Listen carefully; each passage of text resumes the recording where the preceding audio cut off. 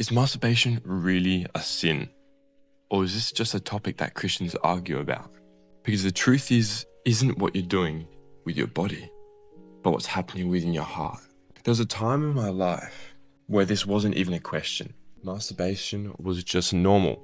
It was something I did daily, multiple times a day. I didn't think much of it at the time. I didn't see it as a problem, but over time I started to notice something. It wasn't just a habit, it was controlling me. So before we answer, is it a sin? We need to ask a better question. Because something can feel normal.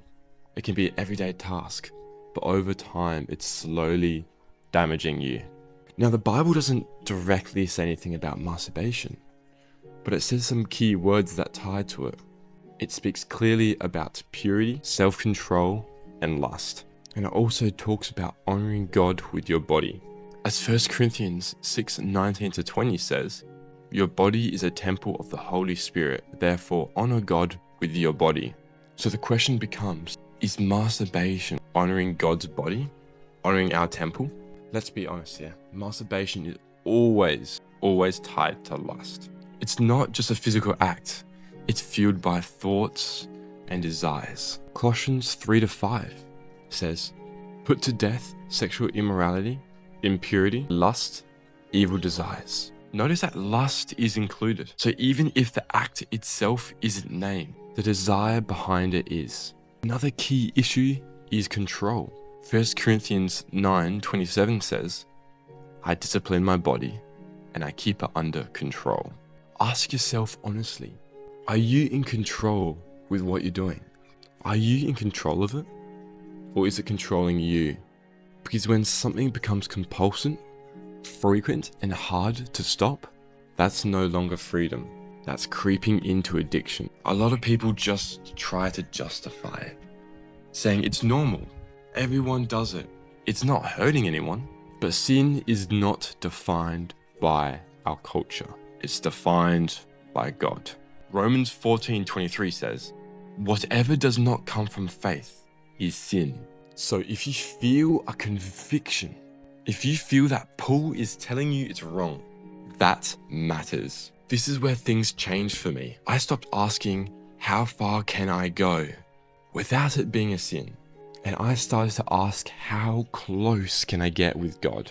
The shift changed everything because now it wasn't about rules. It was about a relationship with God. 1 Thessalonians 4:3-5 says, it is God's will that you should be sanctified, that you should avoid sexual immorality and learn to control your own body in a way that is holy and honorable. That is the standard. It's not what can I get away with, but what is holy and what is for God.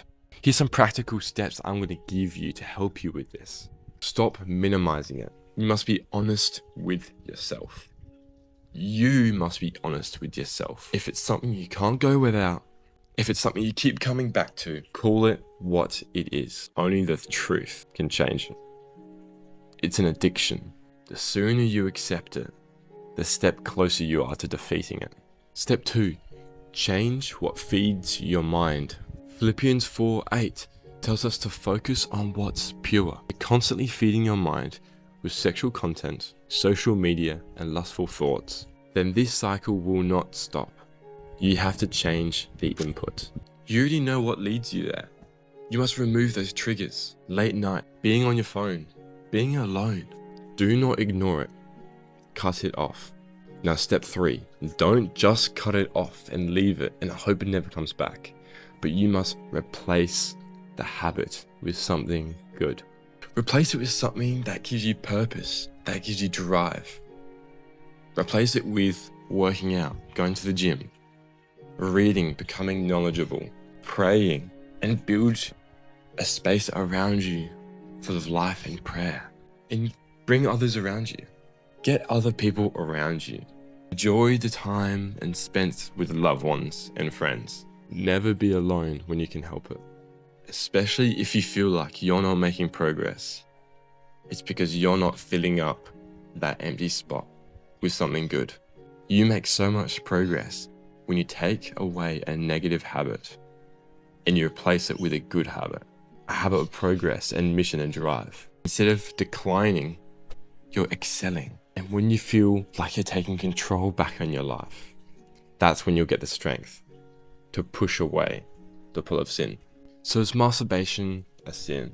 If it's fueled by lust, if you lack self-control, if you push it away from God, then yes, it is lust. It is a sin. But listen, this isn't about shame. This is about freedom. Because no matter how many times you've fallen, God's ever-loved grace is standing there to lift you back up. Micah 7 verse 8 says, though I fall, I will rise. You don't have to stay stuck. You don't have to stay controlled. There is a better way. I thank God for this day. I thank you for watching. If you want to watch another video on if porn is a sin, check out my channel. God bless. Peace.